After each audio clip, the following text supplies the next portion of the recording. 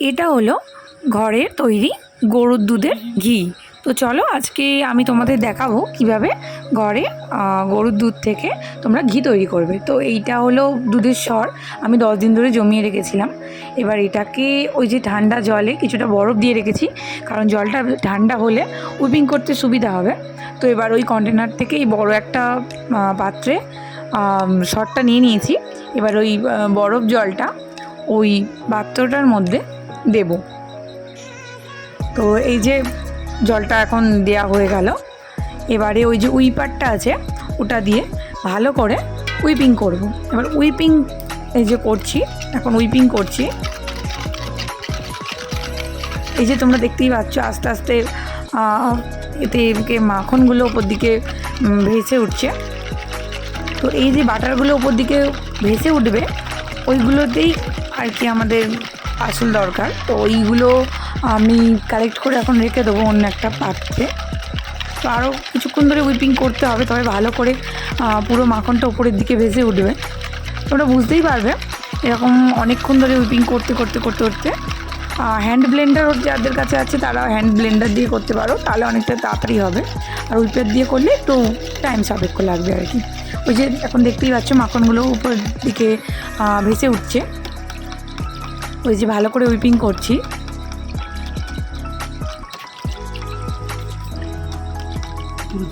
এই যে এই মাখনগুলো দেখো উপর থেকে উঠে পড়েছিল, ওগুলো আমি এখন হাতে করে সরিয়ে নিয়ে একটা পাত্রে রাখছি আর কি। ওই যে প্রথমে কিছুটা হলো, তারপরে এখনও অনেকটাই মাখন ওখান থেকে পাওয়া যাবে। ওই যে আরও কিছুটা আমি মাখন তুলে রাখলাম। এই যে আরও কিছুটা, প্রায় অনেকটাই মাখন মানে হচ্ছে। তোমরা দেখেইছিলে প্রথমে কতটা কোয়ান্টিটিতে শর্টটা আমি জমিয়েছিলাম। তো এবারে সেখান থেকে এতটা কোয়ান্টিটি আর কি মাখনটা উঠছে। এই দেখো কতটা সুন্দর ফ্রেশ দেখতে হয়েছে, কালারটাও খুব সুন্দর হয়েছে। এই যে এই পরিমাণ ছিল, এই কন্টেনারটায় ভর্তি ছিল। তো এখন এই পরিমাণ মাখন হচ্ছে। এই যে তো এইটা এখন আমার মাখন বের করা হয়ে গেছে। এই জলটা এখন এইটা অনেকে ঘোল হিসাবে খায় বা অনেকে ওয়েস্ট করতেও পারো, মানে বা ফেলে দিতে পারো, অসুবিধা নেই। এবার কড়াইতে গরম করে এবার ওই মাখনটা কড়াইতে দিয়ে দিয়েছি। এবার ফ্লেমটা লো করে আমি এটা দিয়ে নাড়তেই থাকবো, খুন্তিটা দিয়ে নাড়তে থাকবো। একটু ফ্লেমটা একটু লো থেকে একটু মিডিয়াম করলাম।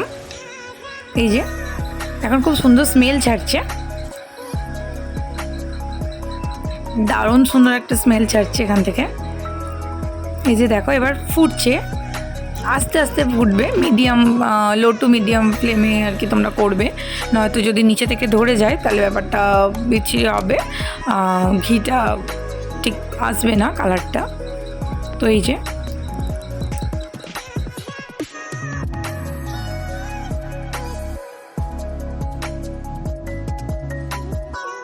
তো দেখো মাখন থেকে আমাদের ঘিয়ের কালারটা আস্তে আস্তে ছাড়ছে। ওই যে সাথে সাথে যেগুলো পড়ে আছে ওগুলো ভালো করে একটু লালচে মতো বাদামি কালার হয়ে যাবে। তারপরে ঘিয়ের যে কালারটা আসবে হালকা ব্রাউন মতো কালার, তাহলে খুব সুন্দরভাবে ঘিটা তৈরি হয়ে যাবে। তো আরও কিছুক্ষণ আমি আর কি নাড়ছি এখন কড়াতে। ওয়াও, খুব সুন্দর স্মেল ছাড়ছে এই সময়টা।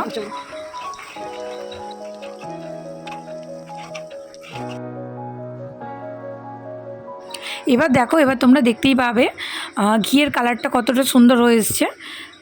এবার আমি বন্ধ করে দিলাম ফ্লেমটা, হয়ে গেছে এবার ঘিটা। আর নিচের দিকে যেগুলো ছিল ওগুলো পড়ে আছে। তো এখন আমি ছাঁকনি দিয়ে ওটাকে ছেঁকে নেবো আর ঘিটা বেরিয়ে যাবে। আর এই যে এগুলো ওয়েস্টের জিনিস, তো ছেঁকে নিয়েছি আমি। এই যে দেখো ঘিয়ের কালারটা কতটা সুন্দর এসেছে, আর ফ্লেভারটাও এত সুন্দর হয়েছে, স্মেলটা খুব সুন্দর লাগছে। তো এরমভাবে তোমরা বাড়িতে বানিয়ে দেখতে পারো, পরিশুদ্ধ জিনিসটা পাবে। তো তোমরা সবাই ভালো থেকো, আর ভালো লাগলে অবশ্যই শেয়ার আর লাইক করে দিও। ভিডিওটি ভালো লাগলে অবশ্যই সাবস্ক্রাইব করবেন। Thank you.